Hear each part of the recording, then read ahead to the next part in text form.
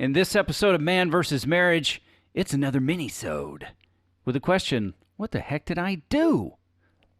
The podcast. How good do you want your life to be? It's really about becoming the best version of yourself that's possible.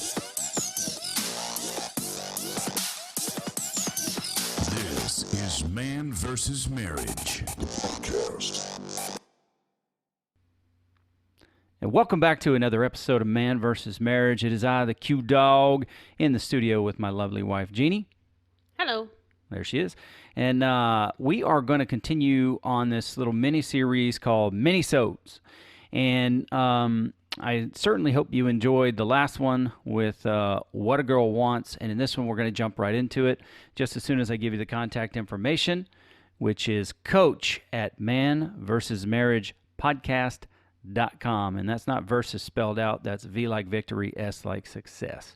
Then you can also get on the Facebook page, which is at MVSM Podcast. Check us out there. We have all kinds of tips, pictures, and some cool posts for you to check out. That's a way for us to interact and engage. So with that, we really got to dive in here. And honey, after I created Hope, which gosh, I couldn't have planned that. I didn't plan that, but I couldn't have planned on that coming out of your mouth any better. It was like an aha moment for me. So thank you for sharing that. And I just want to know, what the heck did I really, really do here that made these things start changing? I know we touched on it a bit at the end in the last episode, but if you've got some examples for me, I think that'll really help the guys out. And even the gals who listen. I don't know who's listening in these 23 different countries, but I assume it's not all guys. There are some gals there too, so take it away. Basically, you just started dating me again. It was little stuff, like leaving me notes in the morning just to remind me that no matter what today brought, you were behind me, you loved me, things that you loved about me, or that just kind of encouraged me in the morning. Is that when I took the dry erase marker and wrote notes on the mirror? Or was that... You did. Sometimes you wrote them on the mirror. Sometimes you left me notes on the bed.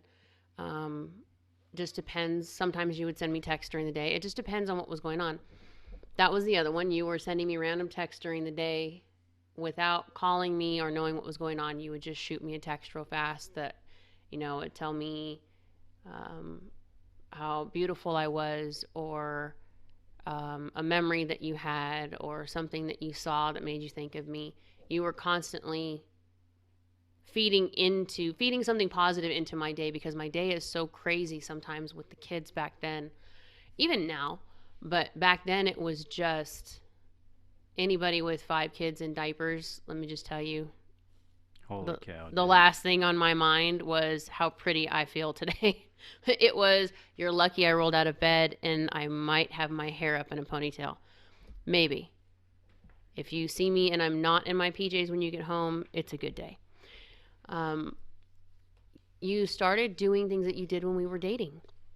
Flowers randomly. And it wasn't like a $50 bouquet of roses being delivered or anything like that. It was as simple as running by Walmart and grabbing a $5 bag of daisies and bringing them home. Little things. When you would come home, like I said before, you would take over and tell me, go take a bath. I'll give you an hour. Just go close the door. And he kept all the kids away from the door. So, because mom goes to the bathroom and everybody's outside going, even can me, we have huh? this? Yeah, exactly. I said I can text you. There were a couple of times where you set up dates without telling me, and you would call me on your way home from work and say, okay, you've got 1 hour. I'm going to pick you up. You need to be ready. And that just took a load off of me, because I didn't have to try to plan out babysitting or try to plan out dinner, or it just put me as your priority. And once I started seeing that you were trying to make me a priority, that you were trying to make sure that I knew in the midst of all this other crap, I was important and our marriage was important and you were working at it. That shifted things for me. But at the same time, it wasn't all on you. True. Because I started texting you during the day. I started talking to you more about things that I knew were bugging you. I started making sure that in the evenings, even though I had to sit with Kirsten for bedtime, I made sure we had time before that in case I didn't make it back to the bed. Just in case you didn't know, Kiki doesn't sleep. For a very long time, I slept in the chair in her bedroom. So we didn't even have that sharing the same bed for a long time. But I still made sure that we had time to at least watch a movie or sit together or something so that you didn't feel like you were doing all the work and I was just kind of taking it from you. You know what I mean? Yeah, I get that. And I think something that really, really helped us out a big deal, and because wasn't it the like the little marriage conference we went to with Bill and Rita that kind of kicked off our whole let's make our marriage better situation? That was, it was right about the same time that we pulled you into counseling with me and Rita, because I had been counseling with Rita for myself for a while, about a year, okay, almost. And we did the what do you call them? The modules. The modules. Living Life by Design modules. Yeah, which was basically figuring yourself out. Yeah. And then we did the marriage counseling, not the counseling, but the little group that they had. It was like a little class, like a 6-week class that we did. And that changed a lot because there were questions in there that when we both answered them, we just looked at each other and went, really? That's how you feel about this? That's not, when they say, where's your marriage? And your numbers are way different. And then they say, where's your sex life? And we both go, uh-oh. I don't want to show you the number on that one just because there was no connection. Yeah, and that's one thing I wanted to make it a point to say is that in that marriage seminar or whatever, I don't know what to call it. Anyway, it was like eight weeks or something like that. One thing we did learn about was how women connect emotionally and how men connect through sex. And all of a sudden, sex wasn't just this nasty thing, just remembering, It's like all of a sudden, actually men aren't pigs because they want sex. That's the place where they connect. Now, maybe they don't know how to connect in sex or what that means, but that was a major turning point for us because it's like a built-in need that comes standard equipment on every man. That it's a connection that you need. It's like your most vulnerable place. So that was a big turning point for us too, because like you said, this thing takes two people. So yeah, I did become intentional about doing things. Do you remember the Valentine's Day where I wrote out, what was it, like 12 different things that you could pick from and put them in a box? That was a busy year of things to do, but it was one a month because that's all we could afford. Yeah. And it was 12 different things that he folded into a piece of paper, stuck it in a jar, or stuck it in a box, and then once a month, the first of the month, he would come out and say, okay, pick your whatever thing it's going to be, and then if it was a weekend away or if it was a date night or whatever, it gave us 30 days in the month to plan. Yeah. When can we do it? When can we get a babysitter? But it gave me a whole month of looking forward to what I was going to get. And it's not being selfish for me. It's simply knowing that he put the effort into making sure that once a month I got something. And some of it was little stuff. It was like a movie date. It was one night was a massage. A massage. One night it was you pick the DVD. It's little stuff. Or you can control the remote. That's probably one of the best ones. Was I get to control the TV remote for the night. I put that in there? Yes, you did, because you were being a dork. I'm funny. It was all random, though. You didn't know what you were going to pick. And I didn't. It was paid massage where you sent me out somewhere to get a massage. There was one that was just a massage from you. They were all different things. Not all of them cost money either. Yeah. That was the beauty of it. It was still thoughtful. Did I fit a naked massage in there anywhere? Honey, every massage with you is a naked massage, pretty much. So yeah, that's a given. Good. I need to. But that. Just had an idea. Those kind of things. Oh Lord, that's a whole nother episode. Those kind of things I think are what made the biggest difference, because it was like you randomly bringing flowers home isn't something that was planned. It's just something that you thought of me and you went and did it, and that tells me that you're putting effort into something. I used to get so pissed because he would go out Christmas Eve and buy my Christmas presents with a friend of his because this was our friend's tradition. Don't do this. Please don't do this. I enjoyed that so much. I know you did, but honestly, now when you think ahead and you know what I like and what I want and you can get it instead of getting there and it's all sold out or you're stuck getting something else that makes the person feel like you're not putting any effort into it. You're just kind of saving me to the last minute. It is not save the best for last when it comes to shopping for your wife. Sorry, guys, but that's not how this works. Noted. But it's the same for her. I could actually see where that, you never told me it bothered you, but I could see where that. I did eventually. I did. We talked about it because you came home with some stuff that was just kind of like, what made you think of me looking at this? But well, it really, to tell you the truth, it really helped me because I'll overanalyze. As non-analytical as I am, I can overanalyze, and I'll just talk myself out of buying you something because I'm thinking there will be something better. So when I went shopping on Christmas Eve or that close to it, it's like, you're here, surprise her, you must buy something because you have no more time.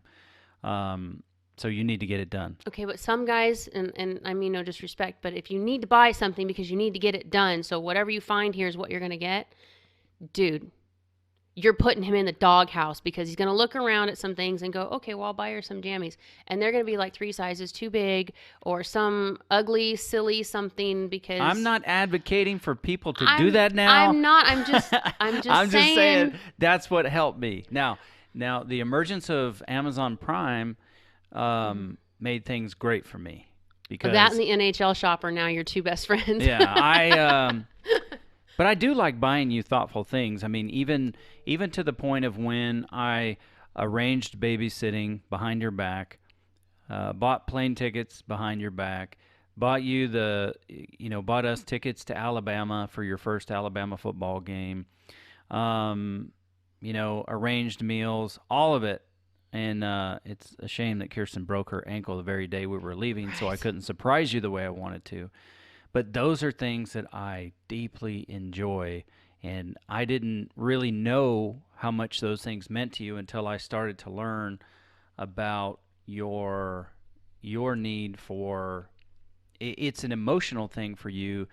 It seems like when I think of you throughout the day, or I do something at random, it's like it sparks something in you to say you thought about me today. Yeah, it's a conscious effort you're putting into something for me. It's like, when we talk about going on date nights and stuff like that, when you take control of those things and it leaves me no choice except to get ready and go, it takes a lot of the thought out of my day because I can just do what I need to do and I know at 6 o'clock I need to be ready and we're leaving. Mm-hmm. That's all I'm responsible for. But when you take the time and you plan these trips or you bring something special home or, and I'm not really a super gifts person. Right. I have a hard time accepting gifts sometimes because it's real easy to look at our house and go, well, this one needs this and this person needs this. And right. But when you take that time to forego what might be needed or something else that we could do with that money and you take the time to put it into me at random, it's a heartstring. It's a huge heartstring. Yeah. And I think the important thing here is like that I don't want you, dude, I don't want you to go out and start doing things for your wife that I did for mine. It's your quest. It's my challenge to you to learn a little bit more about your wife, learn how to speak her language. And I think the love languages helped us out a lot. And, we always tend to swing a little too far, overanalyze, not just us, but whether it's, let me give you some 360 feedback, from people that frustrate you or whatever the case is. But the more you start to learn, and let me tell you, when you start to learn more about your wife and she feels like you just get her, like you totally get me, you know me, that's a big deal. Yeah. I mean, it's a big deal, right?